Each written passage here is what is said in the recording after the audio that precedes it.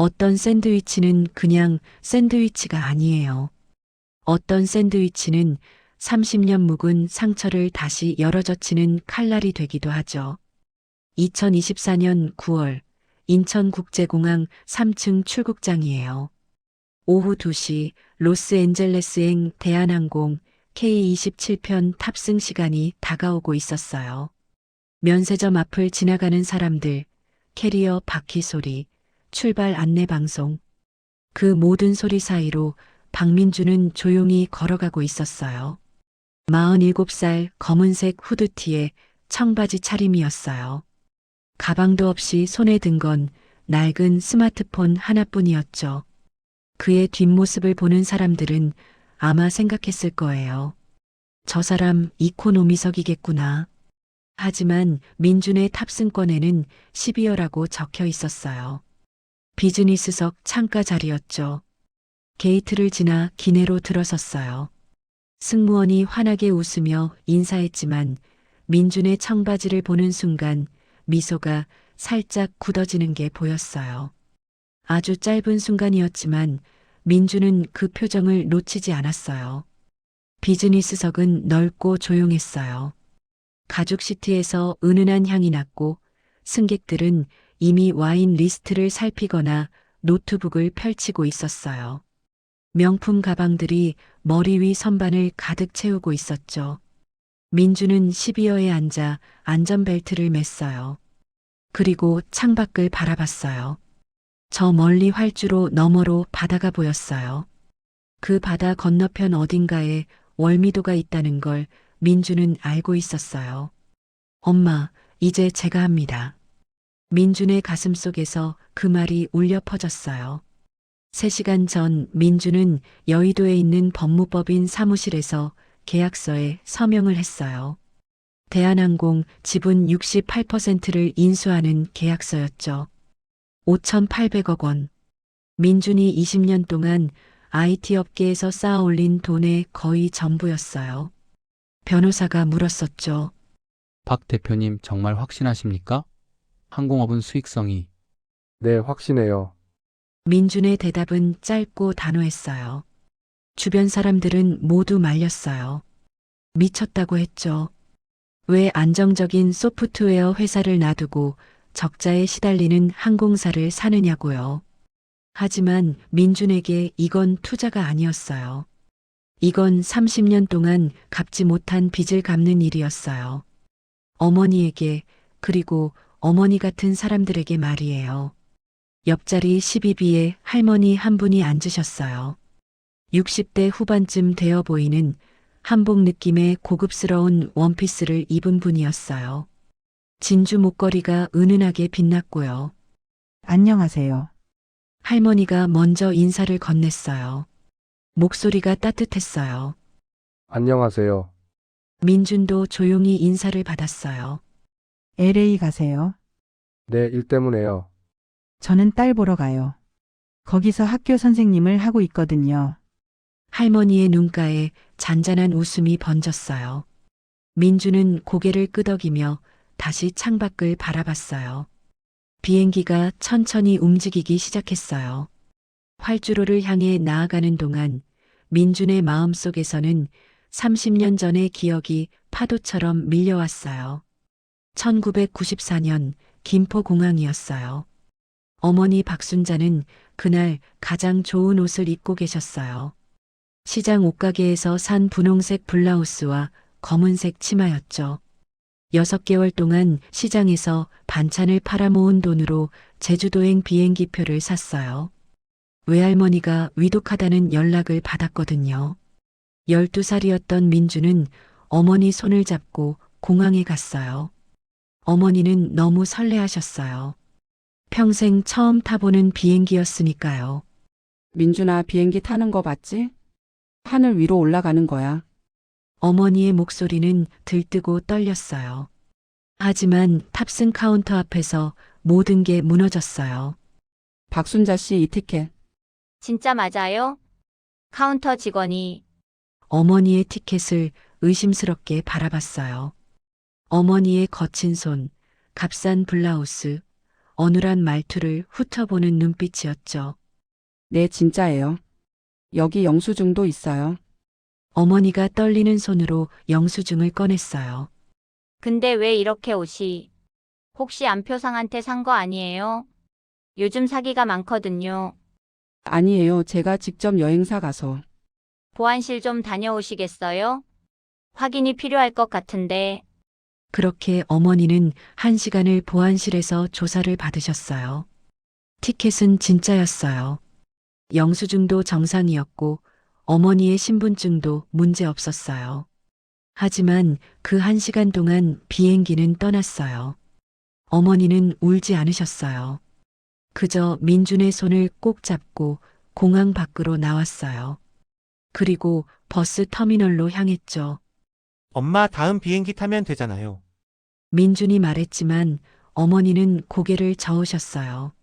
아니야. 비행기는 우리 같은 사람들이 타는 게 아니야. 15시간 배를 타고 제주도에 도착했을 때 외할머니는 이미 돌아가신 뒤였어요.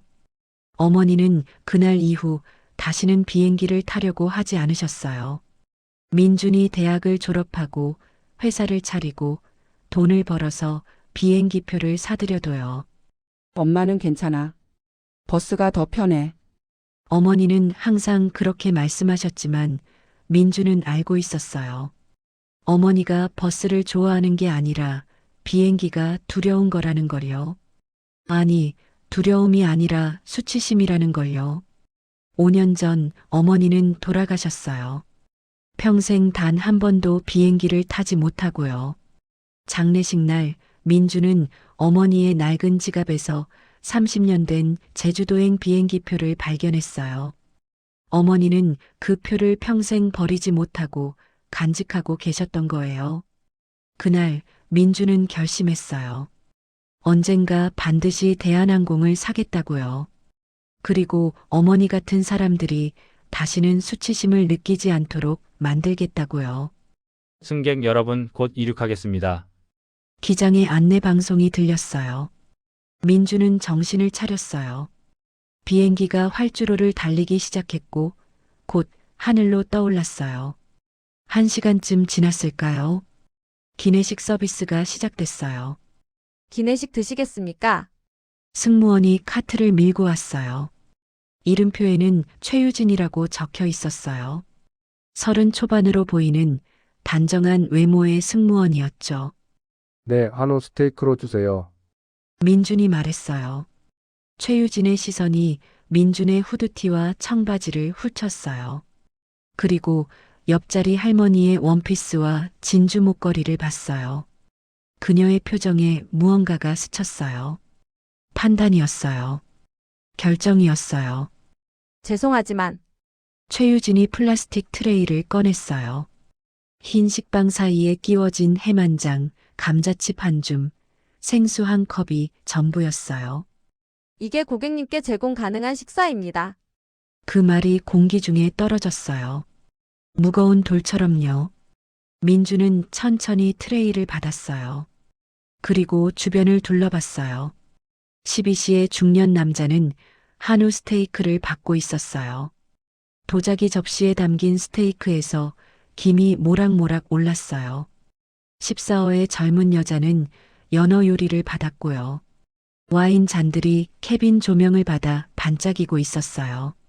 그리고 민준의 손에는 플라스틱 트레이에 담긴 샌드위치가 있었어요. 실례지만 민준이 조용히 말했어요. 제가 분명히 한우 스테이크를 주문했는데요. 최유진의 미소가 얼어붙었어요. 프로페셔널한 미소였지만 그 밑에는 차가움이 깔려 있었어요. 고객님께 제공 가능한 식사는 샌드위치입니다. 제공 가능한이라는 말이 다시 한번 강조됐어요. 그 단어 하나하나가 민준의 가슴을 찔렀어요. 주변이 조용해졌어요. 몇몇 승객들이 고개를 돌렸어요. 불편한 침묵이었죠. 옆자리 할머니가 작게 숨을 들이켰어요. 이게 무슨... 하지만 최유진은 이미 카트를 밀고 앞으로 가고 있었어요. 민주는 샌드위치를 내려다봤어요. 30년 전 어머니의 얼굴이 떠올랐어요. 김포공항 밖에서 울지도 못하고 그저 민준의 손을 꼭 잡고 서 계시던 어머니의 얼굴이요. 비행기는 우리 같은 사람들이 타는 게 아니야. 민준은 천천히 휴대폰을 꺼냈어요. 손은 떨리지 않았어요. 20년간 사업을 하며 수없이 많은 어려운 순간을 견뎌온 손이었으니까요. 찰칵. 샌드위치를 사진으로 찍었어요. 그리고 최유진의 뒷모습, 이름표도 찍었어요. 주변 승객들이 받은 스테이크도 찍었고요. 그리고 비서 이수진에게 메시지를 보냈어요. 수진 씨, 법무팀 준비시키세요. 내일 아침 9시 대한항공 본사 긴급 이사회 소집이요. 전 임원 필참이에요. 예외 없이요. 답장이 10초 만에 왔어요. 확인했습니다. 그쪽에서는 아직 모르죠? 네, 내일 아침까지는요. 민준이 답장을 보내고 휴대폰을 내려놨어요. 최유진은 몰랐어요. 이 비행기에 탄 누구도 몰랐어요. 3시간 전 박민준이 대한항공의 대주주가 됐다는 거리요. 지분 68%를 가진 회사의 실질적인 주인이 됐다는 거리요. 그리고 내일 아침 모든 게 바뀔 거라는 것도요. 옆자리 할머니가 작은 목소리로 말했어요. 저는 김영숙이에요. 방금 본 건 절대로 용납할 수 없어요. 민준이 고개를 돌려 할머니를 바라봤어요. 김영숙의 눈빛에는 분노가 타오르고 있었어요. 의로운 분노였죠. 괜찮아요. 민준이 조용히 말했어요. 괜찮을 리가 없잖아요. 영숙이 벌써 자기 스테이크를 썰고 있었어요. 제 식사 나눠 드세요. 아닙니다. 괜찮습니다.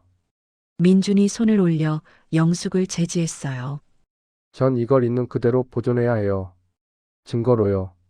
영숙이 민준의 얼굴을 자세히 들여다봤어요.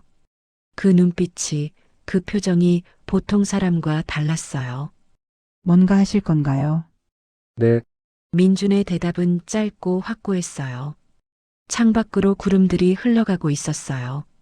태평양 위를 가로지르는 긴 여정이 시작됐고요. 그리고 민준의 손에 든 샌드위치는 이제 더 이상 그냥 샌드위치가 아니었어요.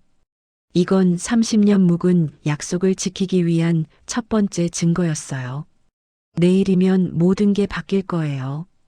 어떤 침묵은 소리보다 더 시끄러워요. 비행기 암비즈니스석 12A 좌석 주변의 공기가 무겁게 가라앉았어요. 민준이 플라스틱 트레이 위에 샌드위치를 내려다보는 동안 주변 승객들은 어색하게 시선을 피했어요. 14B의 젊은 남자가 자기 스테이크를 썰다가 멈췄어요. 포크를 든 손이 어색하게 공중에 떠 있었죠. 16C의 중년 여성은 급히 기내 잡지를 펼쳤어요. 하지만 글자를 읽는 게 아니라 그냥 시선을 피할 곳을 찾는 것뿐이었어요. 옆자리 김영숙 선생은 민준을 바라봤어요. 40년 교직 생활을 한 사람의 눈빛이었어요. 그 세월 동안 교실에서, 운동장에서, 학부모 상담실에서 온갖 부당함을 목격했던 사람의 눈빛이요. 김영숙이에요.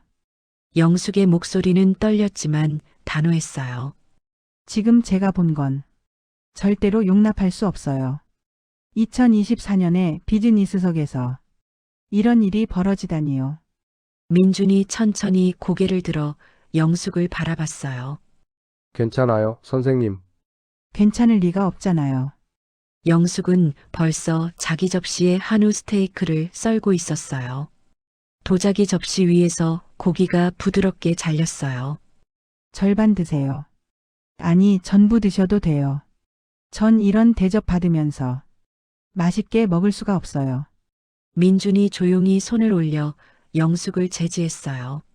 정말 감사하지만요. 전 이걸 있는 그대로 보존해야 해요. 보존이요? 네, 증거로요. 영숙이 민준의 얼굴을 자세히 들여다봤어요. 평범한 후드티, 청바지 차림의 중년 남자였어요. 하지만 그 눈빛만큼은 평범하지 않았어요. 거기엔 오랜 세월 쌓인 무언가가 있었어요. 상처이자 결이었죠. 뭔가 하실 건가요? 영숙이 물었어요. 네, 민준의 대답은 짧았지만 확고했어요. 좋아요. 영숙이 자리에 등을 기댔어요. 전 40년간 초등학교에서 아이들을 가르쳤어요. 온갖 차별을 다 봤죠. 피부색 때문에, 가난 때문에, 부모님 직업 때문에 놀림받는 아이들이요. 하지만 이건 그녀가 주변을 둘러봤어요. 비즈니스석의 넓은 좌석들, 와인을 홀짝이는 승객들, 부드러운 조명 아래 반짝이는 식기들이요. 어른들 세상도 별반 다르지 않네요. 성함이 어떻게 되세요? 영숙이 물었어요. 박민준이에요. 무슨 일을 하세요? IT 회사를 운영해요. 소프트웨어 쪽이요. 영숙은 더 물어보고 싶었지만 민준의 표정에서 지금은 때가 아니라는 걸 알아챘어요. 대신 그녀는 조용히 민준 옆을 지켜주기로 했어요. 앞쪽 갤리에서 승무원들의 속삭임이 들렸어요. 최유진이 다른 승무원 2명과 급하게 이야기를 나누고 있었어요. 그녀가 휴대폰을 꺼내 무언가를 검색했어요. 화면을 들여다보던 그녀의 얼굴이 점점 창백해졌어요. 언니 이거. 최유진이 떨리는 목소리로 선배 승무원에게 휴대폰을 보여줬어요. 박민준, 드림테크 대표이사. 그리고 오늘 새벽에 뉴스가 떴어요. 대한항공 지분 인수 계약. 선배 승무원의 얼굴에서도 혈색이 사라졌어요. 설마 그분이 그 박민준? 12A 좌석이요. 지금 제가 최유진의 목소리가 끊겼어요. 세 번째 승무원이 급히 조종실 쪽으로 뛰어갔어요. 기장에게 알리러 간 거예요. 영숙이 민준에게 작게 속삭였어요. 저 사람들 뭔가 검색하고 있네요. 얼굴이 새하얗게 질렸어요. 인터넷 시대엔 숨기기 어렵죠. 민준이 창밖을 바라보며 담담하게 말했어요. 태평양의 구름들이 끝없이 펼쳐져 있었어요. 저 구름 아래 어딘가에 한국이 있고 월미도가 있고 어머니의 무덤이 있었어요. 엄마, 제가 이제 시작해요. 민준의 마음속에서 어머니의 목소리가 들렸어요. 30년 전 김포공항 밖에서 민준의 손을 잡고 하셨던 말씀이요. 민준아, 엄마는 괜찮아. 원래 그런 거야. 비행기는 우리 같은 사람들이 타는 게 아니야. 그때 12살이었던 민준은 물었었어요. 왜요? 왜 우리는 안 돼요? 그냥 그런 거야. 어머니는 대답하지 못했어요. 설명할 수 없었던 거죠. 가난이 잘못이냐고, 거친 손이 죄냐고, 사투리를 쓰는 게 부끄러운 일이냐고 물으면 뭐라고 대답해야 할지 몰랐던 거예요. 그래서 어머니는 그저 그런 거야. 라고만 말씀하셨어요. 그리고 평생 비행기를 타지 않으셨죠. 5분이 지났을까요? 최유진이 다시 민준에게 다가왔어요. 이번엔 손이 떨리고 있었어요. 그녀가 들고 있는 트레이 위에는 먹음직스럽게 플레이팅된 한우 스테이크가 놓여 있었어요. 김이 모락모락 올랐고 곁들인 채소들이 먹음직스럽게 배치되어 있었어요. 박민준 고객님, 최유진의 목소리가 갈라졌어요. 기내식에 심각한 착오가 있었어요. 정말 죄송해요. 이 식사를 받아주시면 안 될까요? 그녀의 눈가에 눈물이 맺혀 있었어요. 민준이 천천히 고개를 들어 그녀를 바라봤어요. 괜찮아요. 고객님, 최유진이 당황한 표정으로 민준을 쳐다봤어요. 전 제가 받은 식사에 만족해요. 하지만 고객님 정말 죄송해요. 제가 실수를. 실수요. 민준의 목소리는 여전히 조용했어요. 하지만 그 밑에 무언가 단단한 게 깔려 있었어요. 실수가 아니었잖아요. 당신은 저를 보고 판단했어요. 제 옷차림을, 제 외모를 보고 제가 여기 앉을 자격이 있는지 없는지 결정했죠. 최유진의 얼굴이 더 하얗게 질렸어요.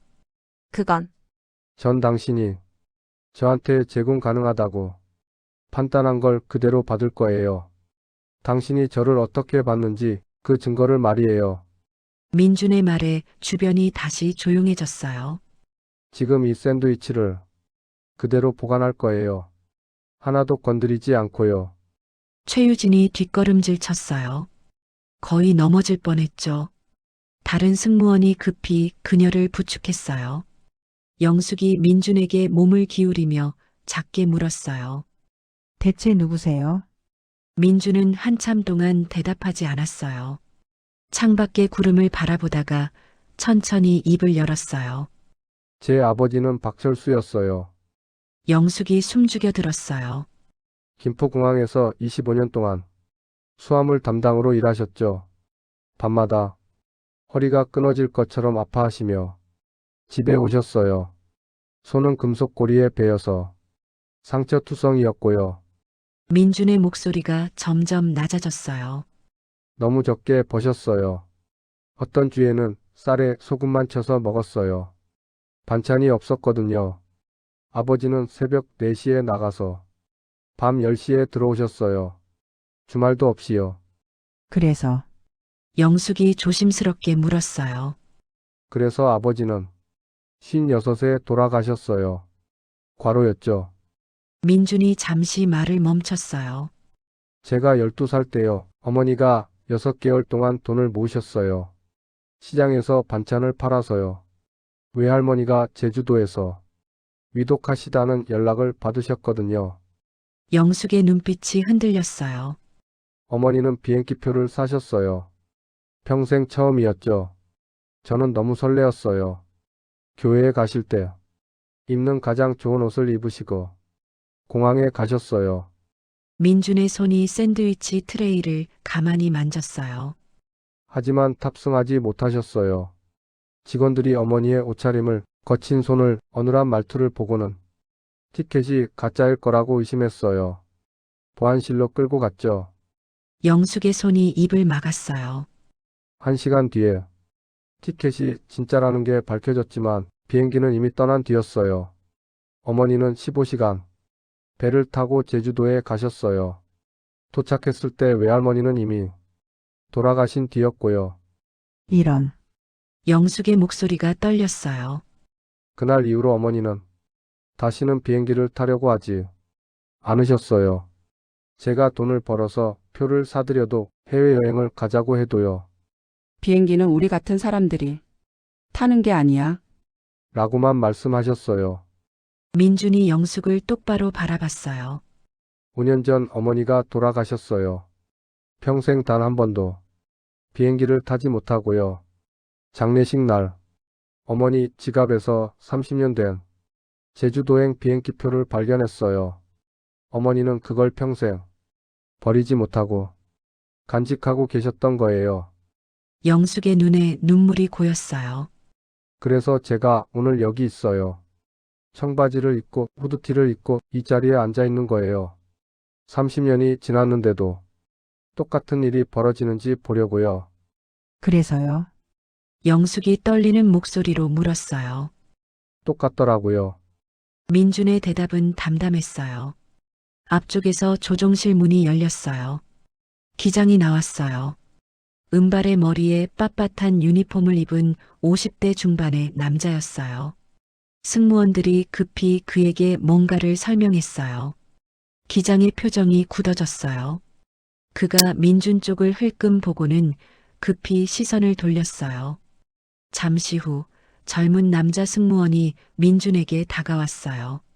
박민준 고객님, 기장님께서 내리시기 전에 잠깐 말씀 나누고 싶어 하십니다. 기장님께 전해주세요. 회의에서 뵙겠다고요. 민준이 차분하게 말했어요. 고객님, 그럴 필요까지는. 충분한 이유가 있어요. 민준의 목소리가 조금 더 단호해졌어요. LA 공항 게이트 51번 회의실이에요. 30분 후에 뵙겠다고 전해주세요. 승무원이 당황한 표정으로 기장에게 돌아갔어요. 영숙이 가방을 꼭 쥐었어요. 회의요? 무슨 회의요? 내일 아침 9시에 대한항공 본사에서 긴급 이사회가 열려요. 민준이 조용히 말했어요. 전 임원이 참석하는 회의죠. 그리고 선생님도 참석하셨으면 해요. 저요. 네, 선생님은 증인이에요. 오늘 일어난 일을 목격한 증인이죠. 영숙의 눈빛이 빛났어요. 물론이죠. 제가 똑똑히 봤어요. 꼭 증언하겠어요. 비행기가 하강을 시작했어요. 기장의 안내 방송이 나왔어요. 승객 여러분, 곧 로스앤젤레스 공항에 착륙하겠습니다. 좌석 벨트를 확인해 주시기 바랍니다. 민주는 샌드위치 트레이를 조심스럽게 무릎 위에 올려놓았어요. 하나도 건드리지 않은 있는 그대로의 모습이었어요. 영숙이 민준의 손을 가만히 잡았어요. 꼭 해내세요. 어머니를 위해서요. 민준이 고개를 끄덕였어요. 네, 그리고 어머니 같은 분들을 위해서요. 비행기 바퀴가 활주로에 닿았어요. 부드러운 착륙이었어요. 하지만 민준에게 이건 착륙이 아니었어요. 이제 진짜 시작이었어요. 30년 동안 갚지 못했던 빚을 갚을 시간이었어요. 어떤 진실은 숫자로 말해요. LA 공항 게이트 51번 옆 회의실이에요. 오후 6시 석양빛이 창문을 통해 길게 들어왔어요. 회의실 테이블은 8명이 앉을 수 있는 크기였는데 지금은 5명의 사람들이 비싼 정장을 입고 긴장한 표정으로 앉아 있었어요. 민준이 문을 열고 들어왔어요. 여전히 청바지에 후드티 차림이었고 손에는 비행기에서 받은 샌드위치 트레이를 들고 있었어요. 뒤따라 영숙이 들어왔고 민준의 비서 이수진이 노트북을 들고 들어왔어요. 그리고 최유진을 포함한 승무원 4명과 김태훈 기장이 조심스럽게 문 앞에 섰어요. 상석에 앉은 남자가 벌떡 일어났어요. 50대 초반 회색 정장에 금태 안경을 쓴 남자였어요. 박 대표님, 그 비행기에 타신 줄 몰랐어요. 알았다면 제가 직접. 직접 뭘 하셨을 건데요, 지점님? 민준이 조용히 끼어들었어요. 강우석, 대한항공 LA 지점 지점장이었어요. 민준과는 지분 인수 과정에서 이메일 3통을 주고받은 게 전부였죠. 그는 민준의 얼굴을 본 적이 없었어요. 민준은 천천히 회의실 안으로 걸어 들어갔어요. 그리고 샌드위치 트레이를 회의 테이블 한가운데 놓았어요. 플라스틱 트레이 위에 흰 식빵 샌드위치. 5명의 임원들이 그걸 내려다봤어요. 아무도 말하지 않았어요. 이게 민준이 조용히 말문을 열었어요. 오늘 저녁 K27편 비즈니스석에서 제가 받은 기내식이에요. 다른 승객들이 한우, 스테이크와 연어를 도자기 접시에 받는 동안 저는 이걸 받았죠. 침묵이 무겁게 깔렸어요. 왜 그랬을까요? 민준이 물었어요. 아무도 대답하지 않았어요. 청바지를 입어서요. 후드티를 입어서요. 피부색이 조금 어두워서요. 민준의 목소리는 여전히 차분했지만 그 밑에 30년간 쌓인 무게가 실려 있었어요. 승무원이 저를 보고 판단했어요. 이 사람은 여기에 앉을 자격이 없다고요. 제대로 된 식사를 받을 자격이 없다고요. 강우석이 입을 열려고 했어요. 대표님, 만약 오해가. 오해요. 민준이 그를 똑바로 바라봤어요. 수진 씨, 이수진이 노트북을 열었어요. 빔 프로젝터가 켜지면서 벽면에 숫자들이 떴어요. 지난 18개월간 대한항공이 접수받은 민원이에요. 수진의 목소리가 회의실에 울렸어요. 인종, 민족, 외모, 복장을 이유로 한 차별 대우. 민원 건수 1384건. 숫자가 화면에 크게 떴어요. 1384. 그 중에서 실질적인 조치가 취해진 건수 9건. 또 다른 숫자가 나타났어요. 9. 비율로 환산하면 0.65%예요. 영숙이 문 옆에서 작게 숨을 들이켰어요. 임원 한 명이 불편하게 자세를 바꿨어요. 9건. 민준이 천천히 반복했어요. 1384명의 승객이 울분을 참지 못하고 민원을 넣었는데 그중 9명만 제대로 된 답을 들었어요. 나머지 1375명은요. 그가 테이블을 천천히 둘러봤어요. 무시당했죠.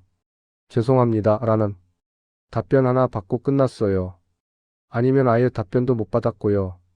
50대 여성 임원이 조심스럽게 입을 열었어요. 박 대표님, 그건 민원 처리 부서에 업무 과부하 때문이. 과부하요. 민준의 목소리가 처음으로 높아졌어요. 18개월이에요. 540일이에요. 하루에 2.5건씩 차별 민원이 들어왔다는 얘기예요. 하루에 두세 명씩. 당신네 항공사에서 인간 이하의 대우를 받았다는 거죠. 그가 잠시 숨을 고르고 말을 이었어요. 그게 과부하 때문이라고요. 아니면 애초에 중요하게 생각하지 않았던 거죠. 침묵이었어요. 민준이 휴대폰을 꺼내 테이블 위에 놓았어요. 사진 한 장이 화면에 떠 있었어요.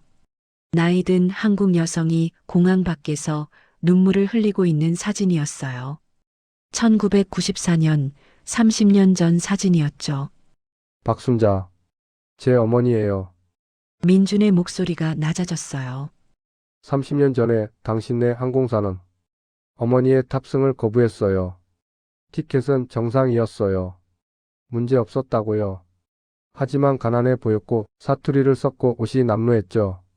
그가 사진을 들어 올렸어요. 직원들이 어머니를 보안실로 데려갔어요. 티켓이 가짜일 거라고 의심하면서요. 1시간 뒤에 진짜라는 게 밝혀졌지만 비행기는 이미 떠났어요. 어머니는 15시간 배를 타고 제주도에 가셨고 도착했을 때 외할머니는 이미 돌아가신 뒤였어요. 영숙이 눈물을 닦았어요. 최유진도 고개를 숙인 채 울고 있었어요. 어머니는 그날 이후 평생 비행기를 타지 않으셨어요. 5년 전 돌아가실 때까지요. 민준이 휴대폰을 내려놓았어요.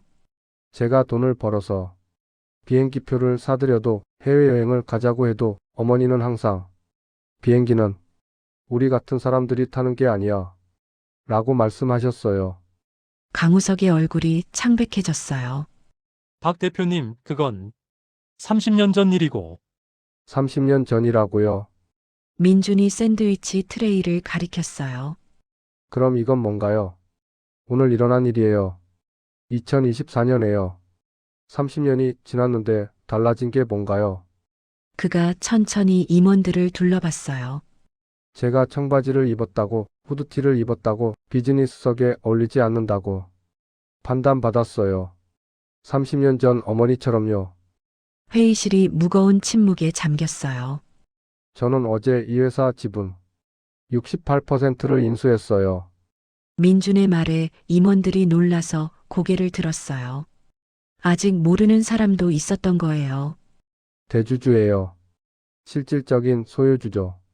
하지만 오늘 제가 비행기를 탄 건 복수하려고 탄 게 아니에요. 그가 잠시 말을 멈췄어요. 확인하려고 탔어요. 30년이 지난 지금 이 회사가 정말 달라졌나요?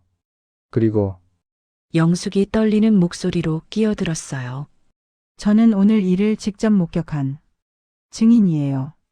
김영숙이라고 해요. 40년간 초등학교에서 아이들을 가르쳤죠.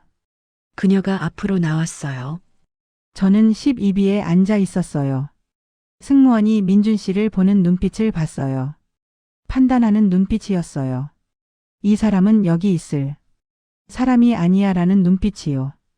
영숙의 목소리에 힘이 실렸어요. 그리고 샌드위치를 내밀면서 고객님께 제공 가능한 식사라고 했어요. 제공 가능한이 아니라 고객님께 제공 가능한이에요. 그 말의 차이를 아시나요? 아무도 대답하지 않았어요. 당신네 직원은 민준 씨를 보고 등급을 매긴 거예요. 이 사람은 2등급, 3등급 승객이라고요.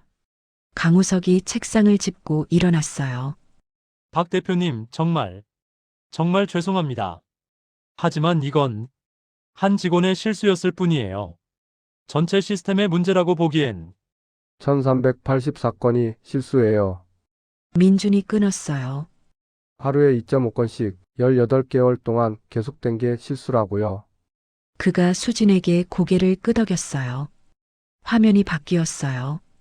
민원 내용들이 하나씩 떠올랐어요. 동남아시아 외모라는 이유로 3번이나 신분증 검사를 받았습니다. 아이가 시끄럽다며 중국인 승객들만 주의를 받았습니다. 영어를 못한다는 이유로 기내식 주문을 무시당했습니다. 히잡을 썼다는 이유로 별도 보안 검색을 받았습니다. 하나, 둘, 셋. 화면을 가득 채운 민원들이었어요. 강우석이 주저앉듯 의자에 앉았어요. 몰랐습니다. 이렇게 많은 줄은. 몰랐다고요. 민준의 목소리가 싸늘해졌어요. 8년간 지점장을 하면서 몰랐다고요. 아니면 알고 싶지 않았던 거죠. 강우석이 대답하지 못했어요. 민준이 서류 폴더를 꺼내 테이블 위에 놓았어요. 저는 이 회사를 바꿀 거예요. 월요일부터요. 그가 서류를 펼쳤어요. 첫째, 모든 직원 대상. 필수 다문화 감수성 교육이에요. 분기마다 진행되고 예외는 없어요. 기장부터 신입 승무원까지요. 한 임원이 손을 들었어요. 박 대표님, 그건 현실적으로 가능해요. 민준이 단호하게 말했어요. 둘째, 승객 권리 보호실을 신설해요. 모든 차별 민원은 72시간 내에 1차 조사 결과가 나오고 결과는 매달 제게 직접 보고돼요. 셋째, 채용 정책 개편이에요. 우리 승객의 30%가 외국인이에요. 직원 구성도 그걸 반영해야 해요. 넷째, 민준이 최유진을 바라봤어요. 그녀는 여전히 고개를 숙이고 있었어요. 차별 행동에 대한 명확한 규정과 징계 기준이에요. 최유진이 몸을 떨었어요. 하지만 민준이 말을 이었어요. 실수는 누구나 해요. 중요한 건 그 다음이에요. 그가 최유진에게 걸어갔어요. 당신은 해고되지 않아요. 최유진이 눈물 범벅인 얼굴을 들었어요. 하지만 선택은 해야 해요. 오늘 퇴직금을 받고 떠나거나 아니면 남아서 변화의 일부가 되거나요. 만약 남는다면 모든 교육을 받아야 해요. 그리고 당신의 서비스에 대해 민원을 제기한 37명의 승객에게 직접 사과 편지를 써야 해요. 37명이요? 최유진이 놀라서 물었어요. 네, 지난 2년간 당신 이름으로 접수된 차별 관련 민원이 37건이에요. 최유진의 얼굴이 새하얗게 질렸어요. 저는 몰랐어요. 그게 문제예요. 민준이 조용히 말했어요. 당신은 몰랐어요. 하지만 37명은 기억해요. 평생요. 회의실에 긴 침묵이 흘렀어요. 알겠습니다. 최유진이 떨리는 목소리로 말했어요. 더 나아지고 싶어요. 제대로 배우고 싶어요. 민준이 고개를 끄덕였어요. 좋아요. 월요일 아침 8시 본사 교육장에서 뵐게요. 그가 다시 임원들을 향해 돌아섰어요. 이 자리에 계신 분들도 선택하세요. 떠나거나 남아서 변화를 함께 만들 거나요. 하지만 한 임원이 조심스럽게 말했어요. 이런 변화는 시간이 걸려요. 조직 문화를 바꾸는 건 30년이요. 민준이 끼어들었어요. 제 어머니가 기다린 시간이에요. 그리고 그 사이 1384명이 더 같은 경험을 했죠. 더 기다리라고요. 아무도 대답하지 못했어요. 민준이 샌드위치 트레이를 조심스럽게 들어 올렸어요. 이걸 제 사무실에 보관할 거예요. 액자에 넣어서요. 그가 문을 향해 걸었어요. 일주일 드릴게요. 이 정책들을 검토하세요. 그리고 다음 주 월요일 본사에서 다시 만나요. 그때 각자의 결정을 들을게요. 문 앞에서 민준이 돌아섰어요. 아, 그리고 지점장님. 네, 박 대표님. 지점장님은 계속 그 자리에 계세요. 하지만 이제부터 성과 평가에는 다양성 지표, 민원 처리율, 직원 교육, 이수율이 지점장님 인사고과에 반영될 거예요. 강우석이 고개를 끄덕였어요. 알겠습니다. 꼭 달라지도록 하겠습니다. 민준과 영숙, 수진이 회의실을 나갔어요. 복도에 나오자 영숙이 민준의 팔을 잡았어요. 잘하셨어요. 하지만 민준의 표정은 무거웠어요. 아직 시작도 안 했어요, 선생님. 무슨 말씀이세요? 저 사람들이 정말 변할까요? 민준이 창밖을 바라봤어요. 석양이 지고 있었어요. 8년간 지점장을 하면서 몰랐다는 사람이요. 37건의 민원이 접수됐는데 모른 채 일한 승무원이요. 하지만 이제는 알았잖아요. 아는 것과 바꾸는 건 달라요. 민준의 목소리에 지침이 묻어났어요. 그의 휴대폰이 울렸어요. 강우석의 문자였어요. 박 대표님, 전체 민원 파일을 확인했습니다. 생각보다 훨씬 심각합니다. 오늘 밤 따로 만날 수 있을까요? 민준이 한숨을 쉬었어요. 더 심각하대요. 영숙이 민준을 바라봤어요. 그래도 해야죠. 어머니를 위해서요. 민준이 고개를 끄덕였어요. 네. 그리고 1384명을 위해서요. 그가 다시 휴대폰을 들었어요. 주소 보내주세요. 지금 갈게요. 밤은 깊어가고 있었어요. 하지만 민준의 하루는 아직 끝나지 않았어요. 진짜 싸움은 이제부터였어요. LA 다운타운의 한 호텔 커피숍이에요. 밤 10시 창밖으로 도심의 불빛들이 반짝이고 있었어요. 민준과 강우석이 구석자리에 마주 앉아 있었어요. 강우석의 노트북 화면에는 끝없이 이어지는 민원 파일들이 떠 있었어요. 이게 다예요. 민준이 물었어요. 아니요. 이건 지난 3년치만이에요. 강우석의 목소리가 무거웠어요. 더 거슬러 올라가면 솔직히 말씀드려서 몇 건인지도 모르겠어요. 2010년 이전 자료는 제대로 정리조차 안 돼 있어요. 민준이 화면을 내려다봤어요. 수백, 수천 개의 파일 이름들이 스쳐 지나갔어요. 처리되지 않은 민원이 이렇게 많았는데 왜 아무도 문제 삼지 않았나요? 모두가 제가 강우석이 말을 잇지 못했어요. 그리고 조용히 고백했어요. 보고 싶지 않았어요. 인정하고 싶지 않았죠. 우리가 좋은 회사라고 친절한 서비스를 제공한다고 믿고 싶었어요. 그가 커피잔을 두 손으로 감싸 쥐었어요. 제 손자들이 한국계 혼혈이에요. 큰애가 7살, 작은애가 5살이죠. 캐나다에 살아요. 민준이 강우석을 바라봤어요. 작년 여름에 한국에 왔었어요. 인천공항에서 우리 비행기를 탔는데 강우석의 목소리가 떨렸어요. 큰애가 영어로 얘기하니까 승무원이 한국말 할 줄 알아요? 라고 물어봤어요. 아이가 서툰 한국말로 대답하니까 아, 그래도 한국 사람이구나. 하더라고요. 그때는 대수롭지 않게 생각했어요. 친근한 대화 정도로요. 근데 오늘 대표님 얘기를 듣고 나니까 강우석이 눈을 감았어요. 그게 차별이었을 수도 있겠더라고요. 손자가 느꼈을 감정을 제가 몰랐던 거예요. 민준은 한동안 말이 없었어요. 지점장님, 네. 정말 바꿀 수 있어요. 강우석이 민준을 똑바로 바라봤어요. 잘 모르겠어요. 솔직히요. 그가 한숨을 쉬었어요. 조직이 크고 오래된 관습이 많고 변화를 싫어하는 사람들도 많아요. 하지만 그가 노트북 화면을 가리켰어요. 이 파일들을 보고 나니까 안 바꿀 수가 없더라고요. 이걸 계속 외면하면서 일할 수는 없어요. 민준이 고개를 끄덕였어요. 월요일에 뵐게요. 함께 시작해요. 두 사람은 악수를 나눴어요. 사흘이 지났어요. 월요일 아침 8시 대한항공 본사 교육장이에요. 100명이 넘는 직원들이 모여 있었어요. 승무원, 지상 직원, 관리자들이요. 맨 앞줄에 최유진이 앉아 있었어요. 손에는 두툼한 공책을 들고 있었고 눈가가 부어 있었어요. 민준이 단상에 올랐어요. 이번엔 정장 차림이었어요. 안녕하세요. 저는 박민준이에요. 그가 조용히 인사했어요.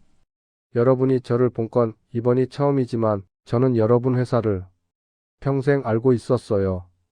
민준이 화면을 켰어요. 30년 전 어머니의 사진이 떴어요. 제 어머니예요.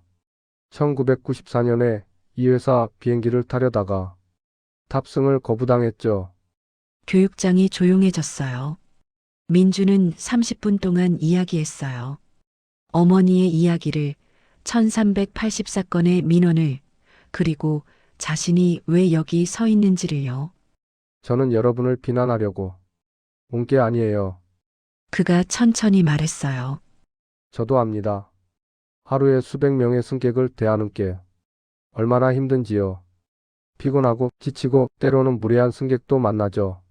몇몇 승무원들이 고개를 끄덕였어요. 하지만 그 힘든 순간에도 우리가 놓치지 말아야 할 게 있어요. 민준이 가슴에 손을 얹었어요. 모든 승객은 존중받을 자격이 있다는 거예요. 옷차림이 어떻든, 말투가 어떻든, 외모가 어떻든요. 그가 잠시 멈췄어요. 저는 여러분이 완벽하길 바라지 않아요. 다만 노력해 주기를 바라요. 배우고 성장하고 나아지려고 애쓰는 거요. 교육이 끝난 후 최유진이 민준에게 다가왔어요. 저기, 박 대표님, 네, 유진 씨. 제가 주말 내내 생각했어요. 최유진의 목소리가 떨렸어요. 왜 제가 그렇게 행동했는지요. 솔직히 처음엔 이해가 안 됐어요. 저는 나쁜 사람이 아니거든요. 차별하려고 한 것도 아니었고요. 알아요. 민준이 조용히 말했어요. 그런데 주말 동안 제 과거를 돌아봤더니 최유진이 눈물을 참으며 말을 이었어요. 저는 강원도 작은 시골 마을에서 자랐어요. 거기는 모두가 비슷하게 생겼고 비슷하게 말했어요. 대학 와서 처음 외국인을 받고 이 일 시작하고 나서야 정말 다양한 사람들을 만났죠. 그래서 두려웠던 것 같아요. 낯선 게요. 다른 게요. 그래서 무의식적으로 제가 익숙한 기준으로 사람들을 판단했던 거예요. 최유진이 민준을 바라봤어요. 그게 차별인 줄도 몰랐어요. 37명의 승객에게 상처를 줬다는 것도요. 민준이 고개를 끄덕였어요. 인정하는 게 첫걸음이에요. 저 정말 바뀌고 싶어요. 교육 프로그램 개발팀에 지원하고 싶어요. 진심이에요. 네, 저 같은 사람들을 위해 제가 직접 만들고 싶어요. 어떻게 하면 무의식적 편견을 알아차릴 수 있는지, 어떻게 하면 정말로 모든 승객을 존중할 수 있는지요. 민준이 잠시 생각했어요. 좋아요. 하지만 조건이 있어요. 말씀하세요. 37통의 사과 편지를 먼저 쓰세요. 진심을 담아서요. 폭사하기 없이 한 분 한 분에게 직접요. 최유진이 눈물을 닦으며 고개를 끄덕였어요. 꼭 그렇게 할게요. 2주가 지났어요. 민준의 새 사무실이에요. 벽면에는 2개의 액자가 걸려 있었어요. 하나는 어머니가 공항 밖에서 눈물 흘리던 사진, 다른 하나는 비행기에서 받았던 샌드위치 사진이었어요. 노크 소리가 들렸어요. 들어오세요. 영숙이 문을 열고 들어왔어요. 선생님, 어떻게 오셨어요? 약속했잖아요. 제대로 하는지 지켜보겠다고요. 영숙이 활짝 웃었어요. 그래서 자원봉사 감독관으로 신청했어요. 감독관이요. 네, 매달 한 번씩 올 거예요. 교육 현장도 참관하고 직원들 인터뷰도 하고요. 제가 40년간 교사였는데 사람 보는 눈은 있거든요. 민준이 웃었어요. 감사해요, 선생님. 그나저나 영숙이 액자를 가리켰어요. 샌드위치는 이해하는데 어머니 사진은 너무 슬프지 않아요? 민준이 사진을 바라봤어요. 어머니가 평생 품고 사셨던 슬픔을 잊지 않으려고요. 그리고 그가 잠시 멈췄어요. 제가 왜 여기 있는지 기억하려고요. 돈을 벌려고, 사업을 키우려고가 아니라 어머니 같은 분들이 더 이상 울지 않게 하려고요. 영숙이 민준의 손을 꼭 잡았어요. 어머니가 자랑스러워 하실 거예요. 그때 수진이 들어왔어요. 대표님, 최유진 씨가 찾아왔어요. 들어오라고 하세요. 최유진이 들어왔어요. 손에 두툼한 파일을 들고 있었어요. 박 대표님 여기. 그녀가 파일을 책상 위에 놓았어요. 다문화 감수성 교육 프로그램 초안이에요. 12주 과정으로 만들었어요. 민준이 파일을 펼쳤어요. 세심하게 작성된 커리큘럼이 눈에 들어왔어요. 1주차는 무의식적 편견 인식하기, 2주차는 공감 능력 키우기, 3주차는 최유진이 설명하기 시작했어요. 그리고 여기 5주차에는 실제 민원 사례를 분석하는 시간을 넣었어요. 물론 개인정보는 모두 가렸고요. 좋네요. 민준이 고개를 끄덕였어요. 그리고 이것도요. 최유진이 다른 봉투를 꺼냈어요. 37통의 편지예요. 다 썼어요. 민준이 봉투를 받아들었어요. 하나를 꺼내 읽었어요. 김영미 고객님께 저는 2023년 3월 14일 서울 마이너스 방콕 편에서 고객님을 담당했던 승무원 최유진입니다. 그날 제가 고객님께 한국말 하실 줄 아세요? 라고 물었던 것을 기억하십니까? 그리고 고객님이 한국말로 대답하시자 놀란 표정을 지었던 것도요. 당시 저는 별 생각 없이 한 질문이었습니다. 하지만 지금 생각해보니 고객님의 외모만 보고 한국인이 아닐 거라고 단정 지었던 거예요. 고객님이 얼마나 불쾌하셨을지, 얼마나 상처받으셨을지 이제야 깨닫습니다. 진심으로 사과드립니다. 그리고 약속드려요. 이제는 절대 외모로 사람을 판단하지 않겠습니다. 최유진 올림. 민준이 편지를 내려놓았어요. 진심이 느껴져요. 썼다 지웠다를 수십 번 반복했어요. 각자의 상황을 떠올리면서요. 최유진의 눈에 눈물이 고였어요. 37분 모두에게 제가 얼마나 무례했는지, 얼마나 상처를 줬는지 한 분 한 분 생각하다 보니까 정말 그녀가 말을 잇지 못했어요. 제가 얼마나 무지했는지 알게 됐어요. 그리고 얼마나 많은 사람들에게 같은 상처를 줬을지도요. 민준이 자리에서 일어났어요. 유진 씨, 교육 프로그램 개발팀 리더를 맡아주세요. 정말요?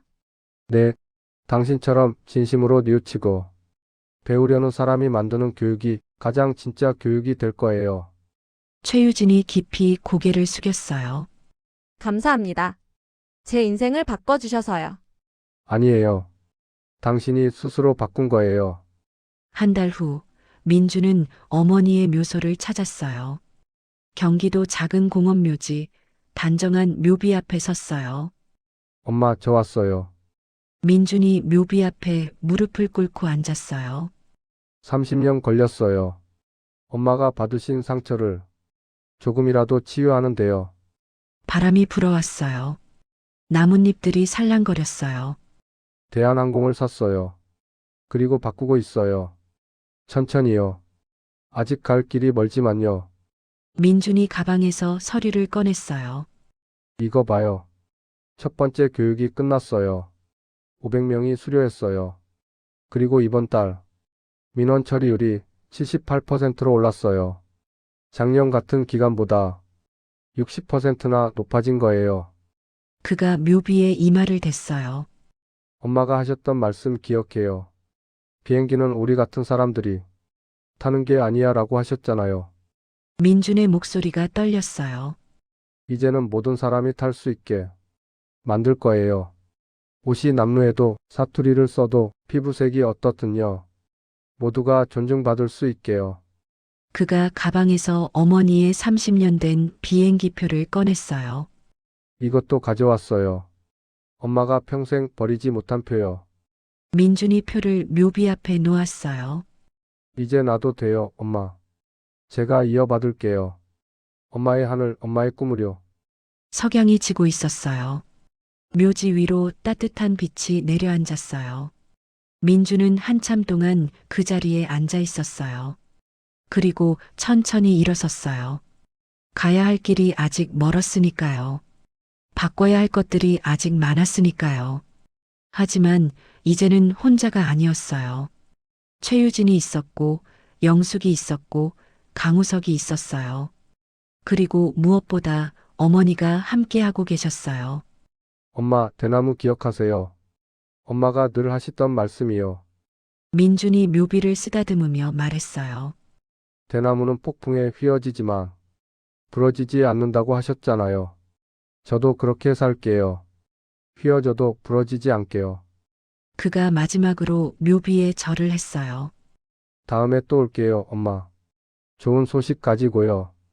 민주는 묘지를 나왔어요. 그리고 다시 시작했어요. 변화를 만드는 일을요. 6개월이 지났어요. 인천공항 3층 출국장, 오후 2시예요. 대한항공 K27편 로스앤젤레스행 탑승이 시작됐어요. 민주는 다시 12호에 앉아 있었어요. 이번에도 청바지와 후드티 차림이었어요. 하지만 6개월 전과는 달랐어요. 가슴 한편이 조금 더 가벼웠거든요. 안녕하세요, 고객님. 젊은 여자 승무원이 환하게 웃으며 인사했어요. 이름표에는 이지은이라고 적혀 있었어요. 기내식은 한우 스테이크와 연어구이 중에서 선택하실 수 있어요. 어떤 걸로 드릴까요? 한우 스테이크로 주세요. 네, 알겠습니다. 조금 있다가 갖다 드릴게요. 이지은이 다음 승객에게로 갔어요. 옆자리 12B에는 젊은 남자가 앉았어요. 후드티에 찢어진 청바지를 입고 헤드폰을 끼고 있었죠. 안녕하세요, 고객님. 기내식은 이지은의 목소리는 12호에서와 똑같이 따뜻했어요. 민주는 작게 미소 지었어요. 비행기가 이륙했어요. 1시간쯤 지나서 기내식이 나왔어요. 도자기 접시에 담긴 한우 스테이크, 구운 채소, 샐러드, 그리고 따뜻한 빵이었어요. 맛있게 드세요. 이지은이 공손하게 인사하고 갔어요. 민주는 스테이크를 한 입 베어 물었어요. 부드럽고 따뜻했어요. 6개월 전 그 샌드위치와는 너무나 달랐어요. 하지만 민준이 진짜 기뻤던 건 음식 때문이 아니었어요. 이지은이 옆자리 젊은 남자를 대하는 태도가 민준을 대하는 태도와 똑같았다는 거였어요. 천천히 바뀌고 있어요, 엄마. 민준은 창밖을 바라봤어요. 구름 위로 햇살이 쏟아지고 있었어요. LA에 도착한 다음 날 아침이에요. 민준은 한 초등학교를 찾았어요. 영숙이 40년간 가르쳤던 학교였죠. 민준 씨, 영숙이 교문 앞에서 손을 흔들었어요. 옆에는 10살쯤 되어 보이는 여자아이가 서 있었어요. 이 아이는 제 손녀 소피아예요. 한국 이름은 민서고요. 안녕하세요. 소피아가 공손하게 인사했어요. 어머니가 멕시코계, 아버지가 한국계인 아이였어요. 안녕, 소피야. 할머니한테 많이 들었어. 할머니가 한국에서 멋진 분이 오신다고 했어요. 소피아가 수줍게 웃었어요. 저도 언젠가 한국에 가보고 싶어요. 비행기 타고요. 민준이 무릎을 꿇고 소피아와 눈높이를 맞췄어요. 꼭 타게 될 거야. 그리고 그때는 아무도 소피아를 이상하게 쳐다보지 않을 거야. 약속할게. 소피아의 눈이 반짝였어요. 정말요? 정말이야. 영숙이 민준의 어깨를 톡톡 쳤어요. 잘하고 있어요. 제가 지난달에 한국 갔을 때 교육 참관했잖아요. 정말 달라지고 있더라고요. 아직 멀었어요. 그래도 시작했잖아요. 그게 중요한 거예요. 영숙이 가방에서 편지 한 통을 꺼냈어요. 이거 최유진 씨한테 받았어요. 민준이 편지를 펼쳤어요. 김영숙 선생님께 그날 비행기에서 선생님을 뵙지 못했다면 저는 아마 평생 제 잘못을 깨닫지 못했을 거예요. 선생님의 눈빛을 잊을 수가 없어요. 분노하시면서도 그 속에서 저를 포기하지 않으시던 그 눈빛이요. 지금 저는 매주 신명히 동료들을 가르치고 있어요. 제가 어떻게 변했는지, 왜 변해야 하는지를요. 오늘 교육에서 한 승무원이 울면서 말했어요. 이제야 알았어요. 제가 얼마나 많은 사람들에게 상처를 줬는지라고요. 바로 6개월 전에 저였어요. 선생님 감사해요. 저를 포기하지 않아 주셔서요. 최유진 올림. 민준이 편지를 접었어요. 유진 씨, 정말 많이 변했어요. 사람은 변할 수 있어요. 영숙이 조용히 말했어요. 기회만 주면요. 민준 씨가 유진 씨한테 준 건 벌이 아니라 기회였어요. 그게 달랐던 거죠. 일주일 후 민주는 서울로 돌아왔어요. 대한항공 본사 대회의실에는 200명이 넘는 사람들이 모여 있었어요. 6개월간의 변화를 점검하는 전사회의였죠. 강우석이 단상에 올랐어요. 지난 6개월, 우리는 많은 걸 배웠어요. 그가 화면을 켰어요.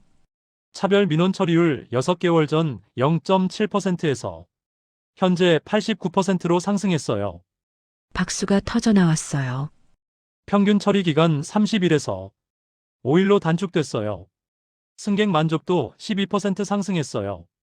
그리고 강우석이 잠시 멈췄어요.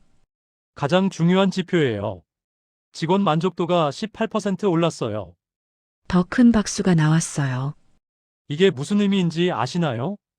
직원들이 자신의 직장을 자랑스러워한다는 거예요. 올바른 일을 하는 회사에서 일한다는 자부심이 생긴 거죠. 민준이 자리에서 일어났어요. 모두 수고하셨어요. 하지만 이건 끝이 아니에요. 시작일 뿐이죠. 그가 천천히 말했어요. 6개월 전 저는 이 회사에 굉장히 화가 나 있었어요. 30년 전 어머니가 받은 상처 때문에요. 그리고 그게 여전히 반복되고 있다는 사실 때문에요. 회의실이 조용해졌어요. 하지만 지난 6개월 동안 저는 많은 걸 배웠어요. 민준이 최유진을 바라봤어요. 그녀가 맨 앞줄에 앉아 있었어요. 사람은 변할 수 있다는 걸요. 진심으로 배우려 하고 성장하려 한다며. 그가 강우석을 바라봤어요. 리더는 완벽하지 않아도 된다는 걸요. 다만 정직하고 용기 있으면 되죠. 그리고 객석 전체를 둘러봤어요. 우리 모두는 실수해요. 편견을 가지고 있고 때로는 무지하고 때로는 부감각해요. 하지만 그걸 인정하고 고치려 했을 때 우리는 조금씩 나아져요. 민준이 가방에서 액자 하나를 꺼냈어요. 6개월 전 받았던 샌드위치 사진이었어요. 이걸 사무실에 걸어뒀어요. 잊지 않으려고요. 우리가 왜 일을 시작했는지요. 그가 액자를 내려놓았어요. 하지만 오늘 이 옆에 다른 걸 걸려고 해요. 수진이 또 다른 액자를 가져왔어요. 거기에는 편지들이 액자 안에 곱게 정리되어 있었어요. 지난 6개월 동안 받은 감사 편지예요. 22통이에요. 민준이 그중 하나를 읽었어요. 대한항공 기중. 저는 지난달 서울-시드니 편을 이용한 승객입니다. 히잡을 쓴 무슬림 여성이고요. 몇 년 전 같은 노선을 탔을 때 승무원이 제 히잡을 계속 쳐다봤어요. 불편한 눈빛으로요. 그래서 이번에도 걱정했습니다. 하지만 이번에는 달랐어요. 승무원분이 제게 할랄 식사 준비돼 있어요 라고 먼저 말씀해 주셨어요. 제가 요청하기도 전에요. 작은 배려였지만 제게는 큰 위안이었어요. 감사합니다. 파티마 알리. 민준의 목소리가 떨렸어요. 이게 우리가 만들고 싶은 변화예요. 22명은 적은 숫자일 수 있어요. 하지만 이 22명에게는 이 경험이 평생 기억될 거예요. 박수가 터져 나왔어요. 회의가 끝난 후 최유진이 민준에게 다가왔어요. 대표님 잠깐 시간 되세요? 물론이죠. 두 사람은 복도 창가에 섰어요. 인천공항이 내려다 보였어요. 저기 보이세요? 최유진이 활주로를 가리켰어요. 6개월 전에는 그냥 비행기가 뜨고 내리는 곳이었어요. 하지만 지금은 달라요. 뭐가 달라요? 저 비행기마다 수백 명의 사람들이 타고 있잖아요. 각자의 이야기를, 각자의 꿈을, 각자의 아픔을 안고요. 최유진이 민준을 바라봤어요. 6개월 전엔 그걸 몰랐어요. 아니, 알려고 하지 않았어요. 그냥 제 일을 하는 거라고 생각했죠. 지금은요? 지금은 알아요. 제가 만나는 모든 승객이 누군가의 소중한 사람이라는 걸요. 누군가의 어머니이고 아버지이고 자녀이고 친구라는 걸요. 그녀의 눈에 눈물이 맺혔어요. 그리고 그분들 모두가 존중받을 자격이 있다는 걸요. 민준이 고개를 끄덕였어요. 그걸 깨달았다면 유진 씨는 이미 절반은 성공한 거예요. 대표님, 네? 감사해요. 저를 해고하지 않고 기회를 주셔서요. 민준이 창밖을 바라봤어요. 제 어머니가 그러셨어요. 대나무는 폭풍에 휘어지지만 부러지지 않는다고요. 대나무요? 네, 유진 씨도 휘어졌지만 부러지지 않았어요. 그리고 다시 일어섰죠. 그게 중요한 거예요. 그날 오후 민주는 다시 어머니의 묘소를 찾았어요. 엄마 또 왔어요. 민준이 묘비 앞에 앉았어요. 좋은 소식 가져왔어요. 6개월 만에 많은 게 바뀌었어요. 그가 가방에서 서류들을 꺼냈어요. 민원 처리율 89%, 직원 만족도 18% 상승, 그리고 그가 감사 편지 액자 사진을 보여줬어요. 22통의 감사 편지예요. 22명의 승객이 우리 항공사에 감사하다고 했어요. 존중받았다고요. 민준의 목소리가 부드러워졌어요. 아직 완벽하진 않아요. 여전히 실수하는 직원도 있고 여전히 민원도 들어와요. 하지만 그가 하늘을 올려다봤어요. 석양이 지고 있었어요. 우리는 노력하고 있어요. 매일 조금씩요. 바람이 불어왔어요. 나뭇잎들이 바스락거렸어요. 엄마가 30년 전에 탔어야 했던 그 비행기요. 이제는 달라졌을 거예요. 엄마를 본 직원, 어머님 편히 앉으세요 라고 했을 거예요. 기내식은 뭐로 드릴까요? 라고 물었을 거고요. 민준의 눈에 눈물이 고였어요. 엄마가 옷이 남루해도 손이 거칠어도 사투리를 써도요. 그 직원은 어머니를 존중했을 거예요. 한 사람의 승객으로, 한 사람의 인간으로요. 그가 묘비를 쓰다듬었어요. 그게 제가 만들고 싶은 세상이에요. 엄마. 모두가 존중받는 세상이요. 민준은 한참을 그 자리에 앉아 있었어요. 그리고 천천히 일어났어요. 다음 주에 또 올게요, 엄마. 더 좋은 소식 가지고요. 그가 묘지를 나서는데 휴대폰이 울렸어요. 수진의 메시지였어요. 대표님, KBS에서 인터뷰 요청이 왔어요. 대한항공의 변화에 대해 다큐멘터리를 만들고 싶대요. 민준이 잠시 생각했어요. 그리고 답장을 보냈어요. 좋아요. 하지만 조건이 있어요. 저만 인터뷰하는 게 아니라 최유진 씨와 변화에 동참한 직원들도 함께 나오는 거예요. 이건 제 이야기가 아니라 우리 모두의 이야기니까요. 3개월 후 그 다큐멘터리가 방영됐어요. 민준의 사무실에서 몇몇 임원들과 함께 시청했어요. 화면에 민준이 나왔어요. 저는 복수하려고 이 회사를 산 게 아니에요. 어머니의 상처를 치유하고 다른 누구도 같은 아픔을 겪지 않게 하려고 샀죠. 이어서 최유진이 나왔어요.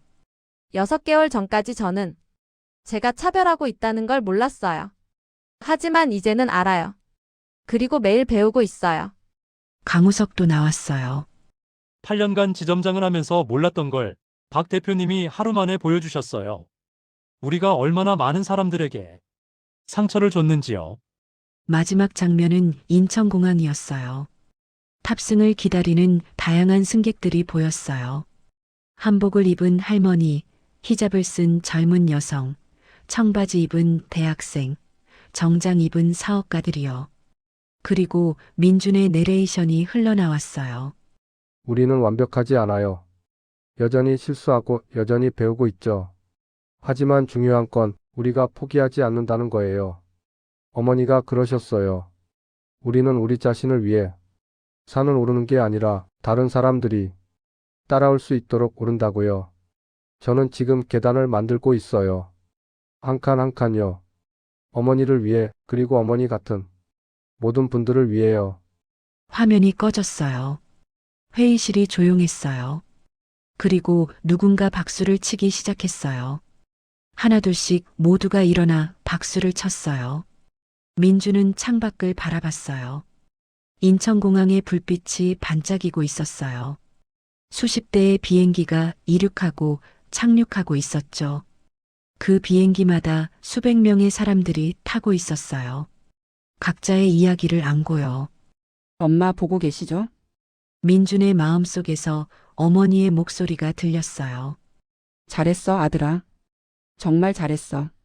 민주는 작게 미소 지었어요. 그리고 다시 일어섰어요. 내일도 계단을 만들어야 하니까요.